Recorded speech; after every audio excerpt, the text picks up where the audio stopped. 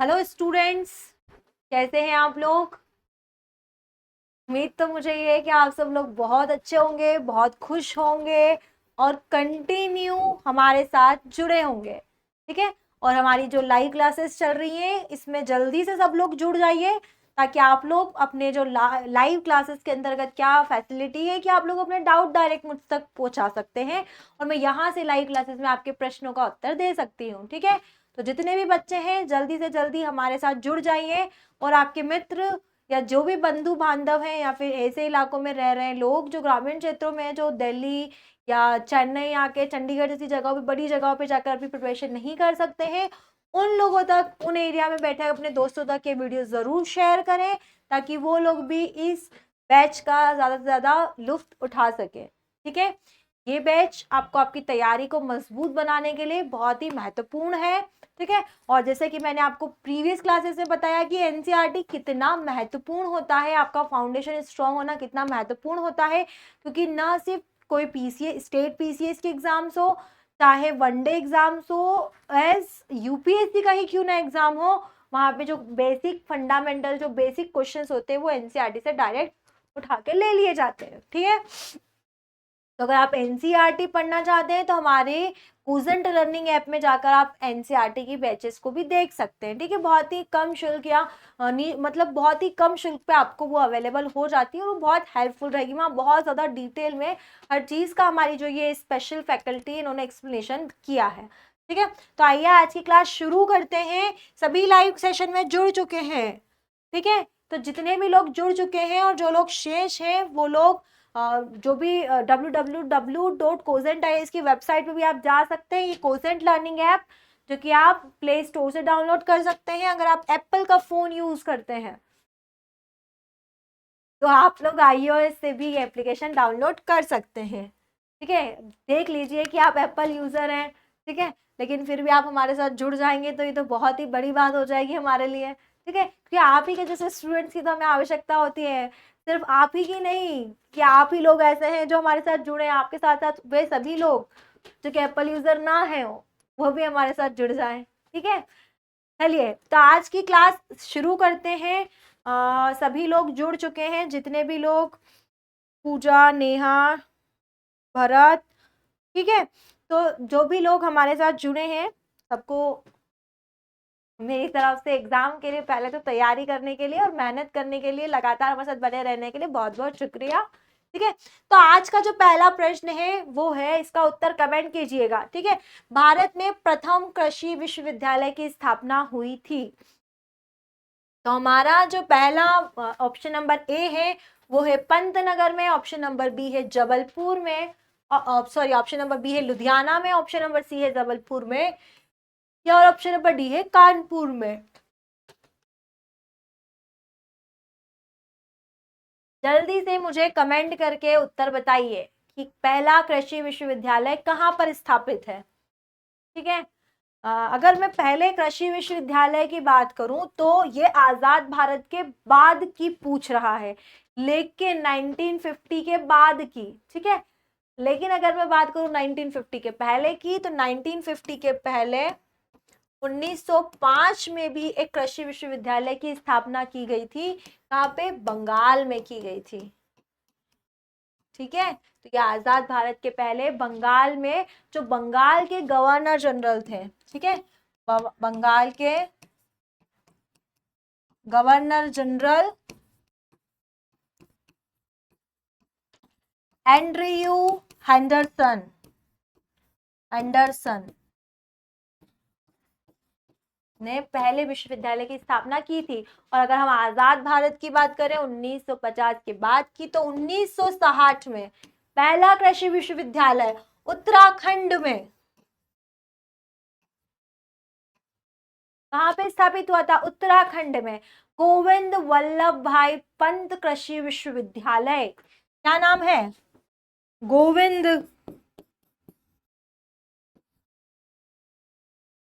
वल्लभ पंत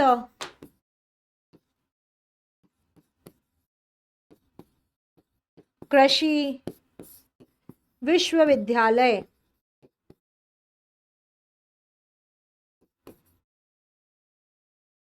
ठीक है, तो मैंने दोनों ही चीज आपको बताई है, दोनों ही चीज आप थोड़ा सा ध्यान रखिएगा। कौन थी स्थापनाकर्ता? जवाहरलाल नेहरू जी। उन्हीं के कार्यकाल में पहले कृषि विश्वविद्यालय की स्थापना भारत में हो चुकी थी, क्योंकि हमारी कृषि प्राथमिकता थी, पहली प्राथमिकता थी, भारत में खाद्यान्न की कमी थी। पहली पंचवर्षीय योजना जो आर्थिक नियोजन के उद्देश्य से चलाई गई थी, उसका लक्ष्य कृषि को मजबूत बनाना था, जो कृषि थी उसको डेवलप, कृषि क्षेत्र था उसको डेवलप करना था।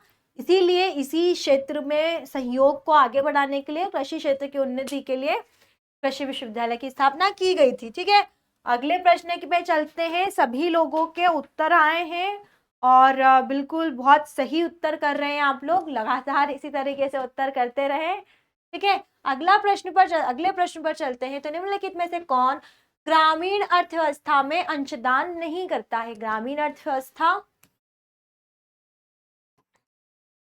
ठीक है, ग्रामीण अर्थव्यवस्था की बात करें तो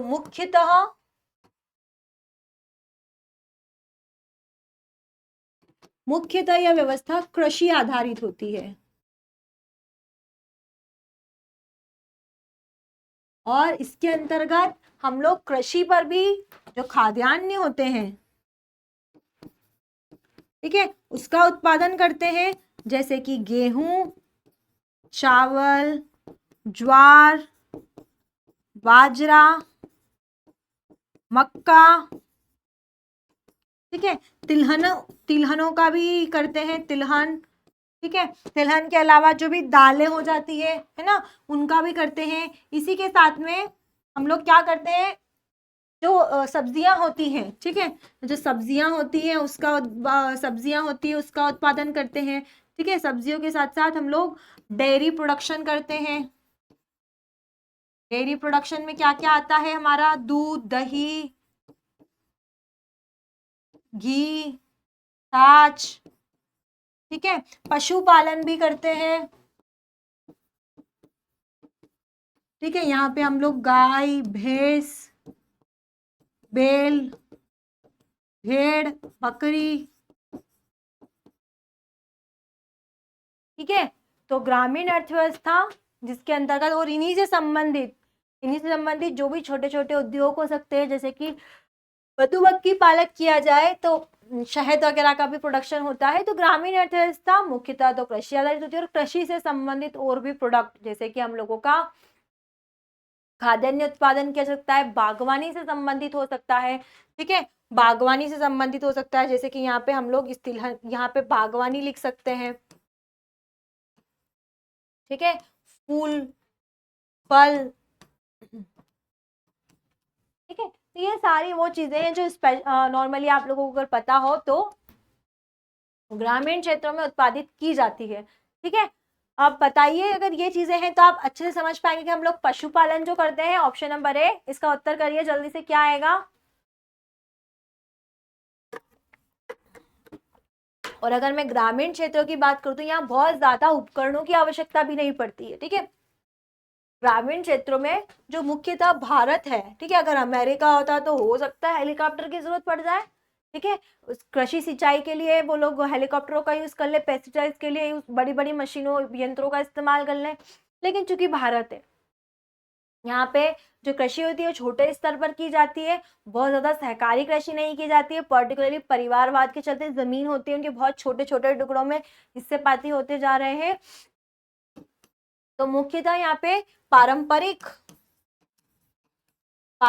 औजारों का इस्तेमाल के जरिए ही, या फिर जो ह्यूमन रिसोर्सेज बहुत ज्यादा, यहाँ पे ह्यूमन रिसोर्सेज, मानव श्रम बहुत ज्यादा काम करता है, बहुत ज्यादा टेक्निक्स और टेक्नोलॉजीज का यहाँ पे इस्तेमाल नहीं किया जाता है।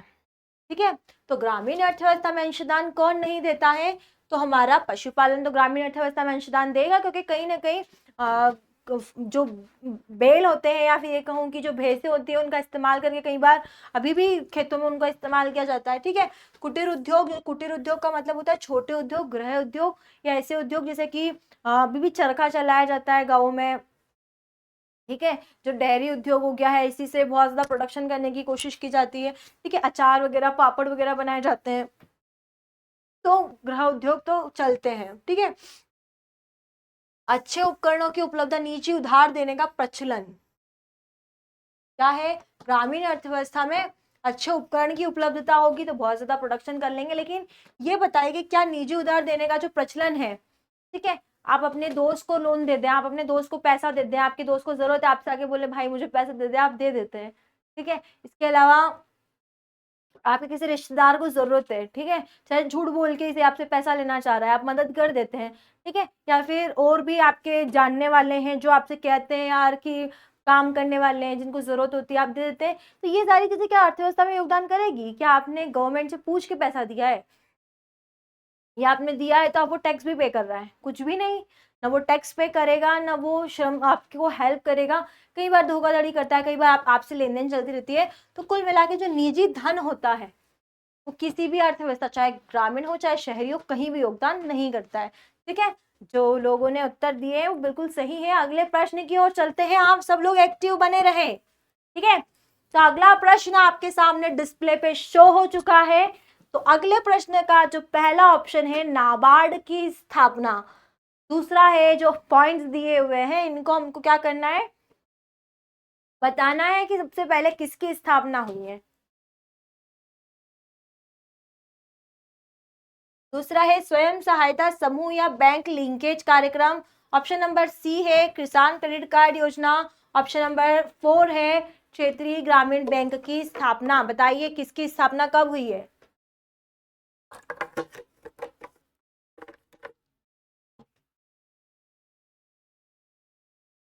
ठीक है। तो सबसे पहले स्थापना की गई थी ग्रामीण क्षेत्रीय बैंक, सबसे पहले जब इंदिरा गांधी की सरकार थी। इंदिरा गांधी की जब सरकार थी, ठीक है, इंदिरा गांधी की सरकार कब थी?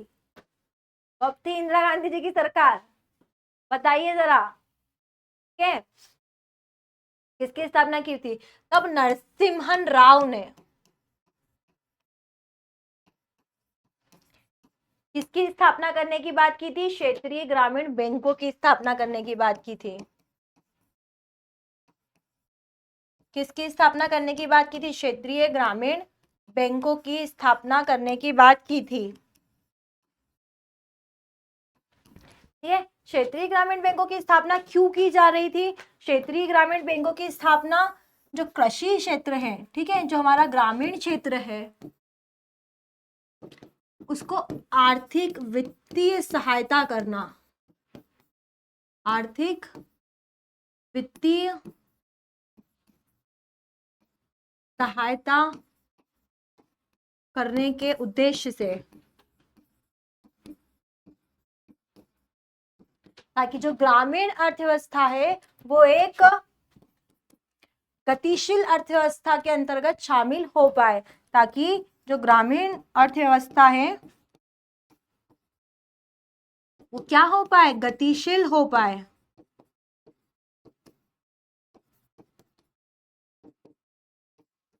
ठीक है। तो ग्रामीण अर्थव्यवस्था को गतिशील बनाए रखने के लिए इंदिरा गांधी की सरकार जब थी, तब जो नरसिम्हन राव थे उन्होंने किस चीज की स्थापना करने की बात की थी? तो उन्होंने कहा था कि जो हमारी ग्रामीण अर्थव्यवस्था है इसको क्या किया जाए कि जो ग्रामीण लोग हैं उनको हेल्प करना है। तो कब की गई थी इसकी स्थापना? 1975 में। मतलब इंदिरा गांधी बोला है तो याद आ जाना चाहिए भाई, आपातकाल ही लागू कर दिया था इसके बाद उन्होंने।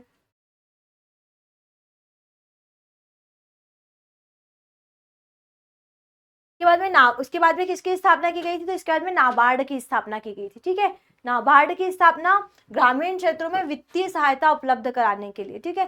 ग्रामीण क्षेत्रों में वित्त, चूंकि क्या होता था, बहुत सारे जो बैंकिंग सुविधाएं होती थी वो ग्रामीण क्षेत्रों में नहीं पहुंच पाती थी। ठीक है। और जो छोटे और लघु किसान होते थे उनको इजीली बैंकों से जो होता है ना, प्रॉपर्टी आपको पेपर्स देना पड़ते हैं, ठीक है, जो प्रतिभूतियां आपको बैंक में रखनी पड़ती, डॉक्यूमेंटेशन, तो वहाँ बहुत बड़ी समस्या थी। तो इन समस्याओं के साथ में जो डील करता था वो ग्रामीण क्षेत्र से डील करने के लिए सबसे बड़े बैंक जिसकी स्थापना की गई है वो नाबार्ड की स्थापना की गई है। तो क्या आप बता सकते हैं कि नाबार्ड की स्थापना कब की गई है? ठीक है, तो नाबार्ड की स्थापना की गई थी 1982 में। ठीक है, ग्रामीण कृषि विकास बैंक, क्या कहते हैं इसे हम लोग, ग्रामीण कृषि विकास बैंक।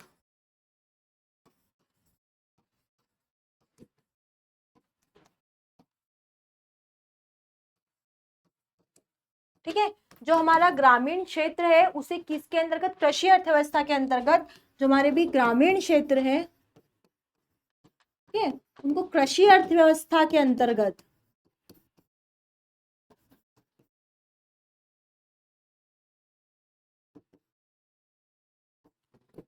वित्तीय सुविधा उपलब्ध कराने के लिए,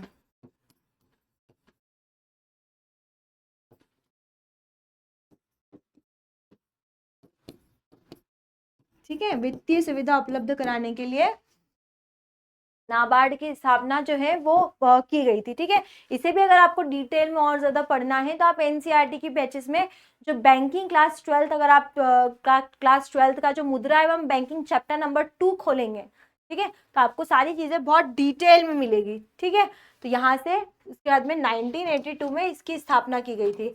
उसके बाद में बैंकों की स्थापना तो कर दी है।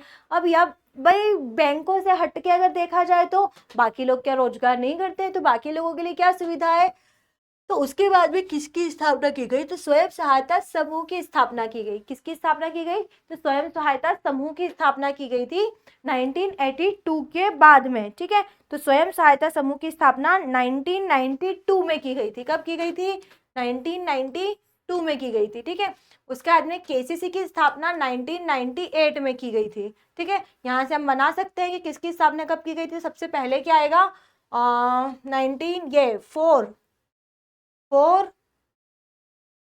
2 3। ठीक है, स्वयं सहायता समूह क्या होते हैं, ये गैर सरकारी क्षेत्र होते हैं। ठीक है, या फिर गैर बैंकिंग कंपनियां, गैर बैंकिंग वित्तीय कंपनियां होती हैं। क्या होती हैं,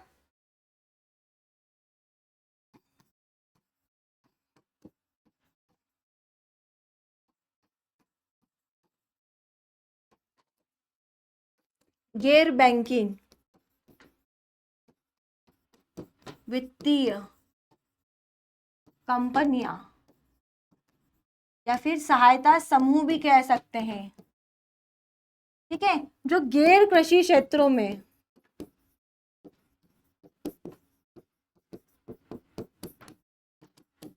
ठीक है, गैर कृषि क्षेत्रों में संलग्न लोगों को आर्थिक सहायता, आर्थिक सहायता उपलब्ध कराते हैं।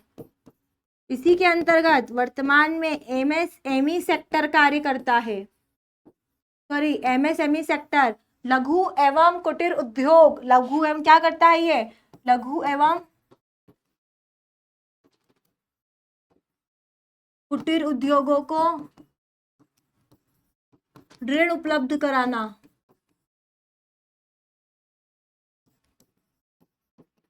ठीक है, सभी जो भी रेहड़ी वाले हो गए, जो मजदूर है, जो असंगठित क्षेत्र के श्रमिक हो गए, ठीक है, जब इन लोगों को जरूरत पड़ती है, स्वयं सहायता समूह अगर आपने देखा होगा तो आपके गली मोहल्ले में कुछ लोग आते हैं, वो आपको बैंकिंग के जरिए क्या कराते हैं, लोन उपलब्ध कराते हैं कि आपकी जो बेसिक जरूरतें होती है, जैसे कि बच्चों के एजुकेशन, बच्चों की फीस फिल करनी हो, ठीक है, या फिर आपको कोई घर में मोमबत्ती बनाने की मशीन चाहिए, पत्तल धोने बनाने की मशीन चाहिए, ठीक है, या फिर आप फूल बत्ती बना रहे हैं, तो ऐसे सभी सहायता जब आपको चाहिए होती है तो आपको सहायता समूह, ये जो स्वयं सहायता समूह होते हैं, इनके जरिए क्या होता है, एक ग्रुप बनाया जाता है। ठीक है, और ग्रुप बना के क्या कर सकते हैं आप लोग, इस ग्रुप के अंदर का जो भी आसपास के नॉन लोग होते हैं उस कॉलोनी के, उन लोगों को जोड़ लिया जाता है। वो एक दूसरे को जानते हैं इसलिए उनको साथ में जोड़ा जाता है। ठीक है, और फिर क्या होता है, उनको लिए लोन सेक्शन किया जाता है, फिर वो वीकली और मंथली और 15 डेज में उस पेमेंट को वापस उस जो भी व्यक्ति या एजेंट होता है जो लेने आता है उसको पैसा देते हैं। ठीक है, तो ये हमारा कालक्रम हो गया। और जो किसान केसीसी है ना, 1998 में किसानों को एक क्रेडिट कार्ड दिया गया जिसके अंतर्गत उनको 3 लाख रुपए तक का लोन दिया जाता है। इसके अंतर्गत किसानों को 3 लाख रुपए तक का लोन उपलब्ध कराया जाता है, वो भी आसान सी किश्तों पर, है ना, और वो भी कई बार ब्याज मुक्त भी होता है, ठीक है, ब्याज मुक्त मतलब बहुत ज्यादा उस पर ऋण नहीं देना होता है, ठीक है। और नाबार्ड के अंदर भी 50% तक ऋण में छूट होती है, और कई बार नाबार्ड के अंदर का जो लोग लोन लेते हैं उनको सरकार सब्सिडीज काफी ज्यादा प्रोवाइड करा देती है। अगले प्रश्न पर चलें हम लोग, ठीक है।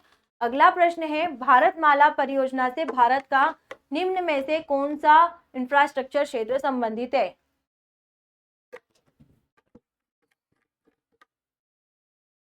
बताइए जरा भारतमाला परियोजना के बारे में, उत्तर दीजिए प्रश्न का।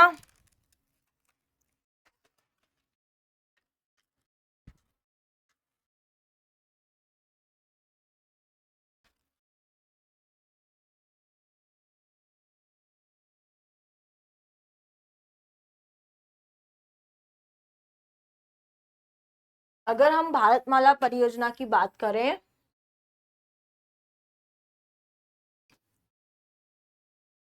तो इसका उद्देश्य है सड़कों के जरिए, किसके जरिए?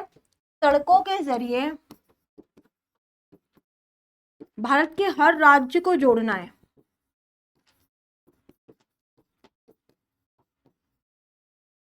हर राज्य या फिर हर क्षेत्र को जोड़ा जा सके,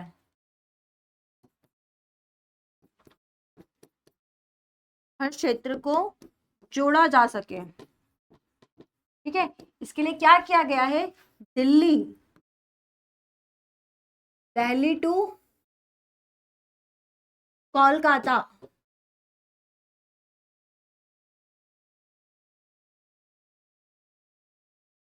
ठीक है।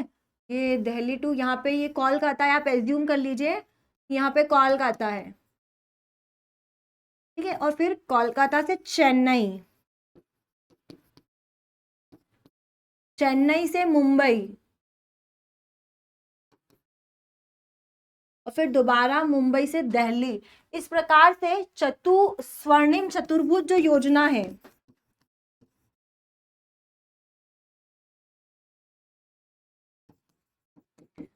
उसको भी इसके अंतर्गत जोड़ दिया गया है। कितने कॉरिडोर बनाए जा रहे हैं? 44 कॉरिडोर यहाँ पे विकसित किए जा रहे हैं, ताकि आप लोग 100 से 150 की स्पीड पर फास्टेस्ट ट्रांसपोर्ट किया जा सके।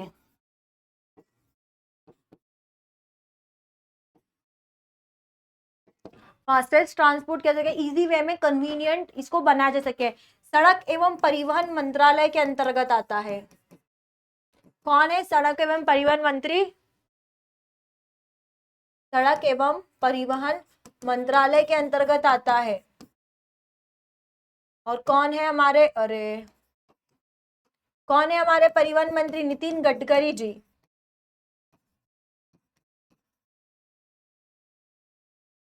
जो इस प्रोजेक्ट को लीड कर रहे हैं। तो जो भारतमाला परियोजना है बहुत बड़ी परियोजना है, जिसके अंतर्गत पूरे भारत को एक दूसरे से जोड़ना है। ये एक चतुष्फलकीय योजना है, आप देख पा रहे हैं क्या चतुष्कोण जैसी संरचना बन रही है, ठीक है। स्वर्णिम चतुर्भुज योजना को भी इसके अंतर्गत जोड़ा गया। इसके अंतर्गत कुछ 44 कॉरिडोर का विकास करना है। सड़क एवं परिवहन मंत्रालय के अंतर्गत ये आती है, ठीक है। केंद्र सरकार इसके लिए बजट पारित कर रही है, और जो मंत्री है नितिन गडकरी जी के अंतर्गत ये पूरा काम करा। नितिन गडकरी जी ने बहुत ज्यादा गांवों को भी शहरों से जोड़ने के लिए परिवहन मंत्रालय के अंतर्गत बहुत सारे ब्रिजेस बनाए हैं, बहुत सारी सड़क योजनाओं को मंजूरी दी है, ठीक है। तो हमारा जो उत्तर है ऑप्शन नंबर सी है, ठीक है।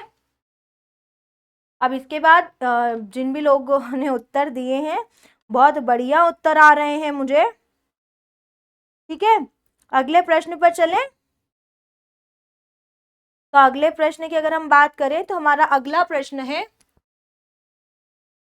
कि प्रधानमंत्री मुद्रा योजना किसे कहते हैं? जरा से जल्दी से कमेंट करके बताइए।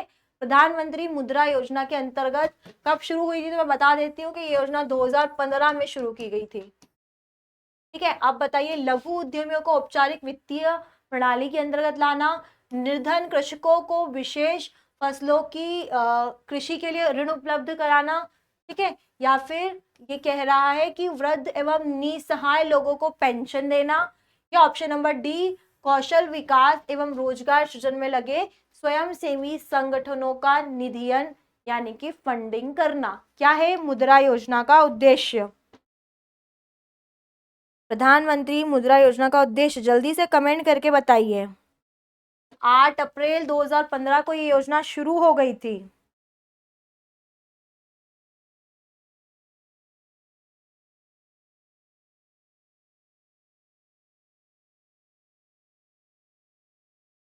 ठीक है, हाँ जी, बहुत लोगों के उत्तर आ रहे हैं।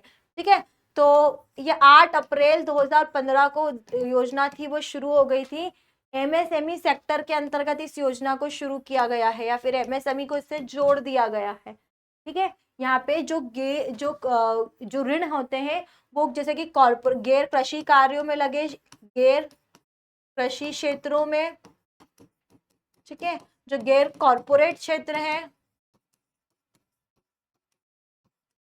ठीक है, उनको क्या करना है, ऋण उपलब्ध कराने के लिए ये योजना है।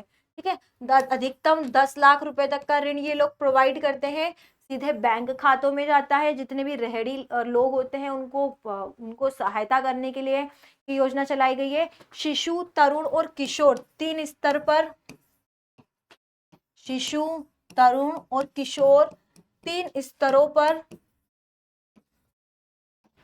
तीन स्तरों पर क्या किया जाता है, ऋण उपलब्ध कराया जाता है। ठीक है, विनिर्माण और व्यापार को बढ़ावा देने के लिए, किसको बढ़ावा देने के लिए, कि कहीं ना कहीं विनिर्माण को बढ़ावा देने के लिए, ठीक है, कहीं ना कहीं व्यापार को बढ़ावा देने के लिए। ठीक है, और जो लोग क्या कर रहे हैं, नया स्टार्टअप्स ले रहे हैं, ठीक है, कहीं ना कहीं ये योजना स्टार्टअप्स को बढ़ावा देने के लिए शुरू की गई है। और जो लोग ये ऋण रिटर्न कर देते हैं, जैसे कि अगर किसी ने 2 लाख का या 1 लाख का ऋण लिया है, ठीक है, उसने जो नियत समय अवधि में अगर उस पैसे को रिटर्न कर दिया है, तो 10 लाख का अगर पैसा लिया था और रिटर्न कर दिया है, ठीक है, तो परीक्षा के लिए महत्वपूर्ण प्रश्न हो सकता है कि इसको वापस से सरकार ने क्या किया है, वापस से इसको अब 10 लाख की सीमा को बढ़ा करके 20 लाख रुपए तक कर दिया गया है। ठीक है, जब आप लोन रिटर्न कर देंगे तो फिर आपको गवर्नमेंट ज्यादा भी ऋण उपलब्ध करवाएगी ताकि आपको मदद की जा सके। ठीक है, तो इसका उत्तर आपको मिल ही गया होगा। क्या उत्तर है लघु, जल्दी से कमेंट में आपने किया है कि नहीं? ठीक है, तो बता दीजिए जल्दी से किस चीज के लिए था ये मुद्रा योजना। अब तो आप इजीली बता सकते हैं।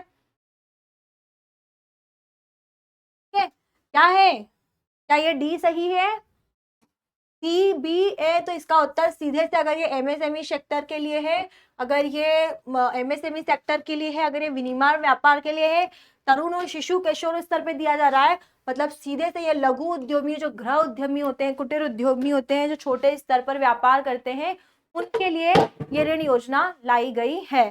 ठीक है, अगले प्रश्न पे, जो कि अब प्रश्न खत्म हो चुके हैं, हम कम प्रश्न लेके आ रहे हैं, साथ में आपकी तैयारी को मतलब स्ट्रॉन्ग बनाए रखने के लिए इन प्रश्नों को डिटेल एक्सप्लेनेशन किया जा रहा है। ठीक है, ऐसे ही प्रश्न लगातार लेकर हम आपसे मिलते रहेंगे। तो आज की क्लास हम लोग यहीं खत्म करते हैं। खुश रहिए, लगातार पढ़ते रहिए, दोबारा मिलते हैं अगली क्लास के साथ।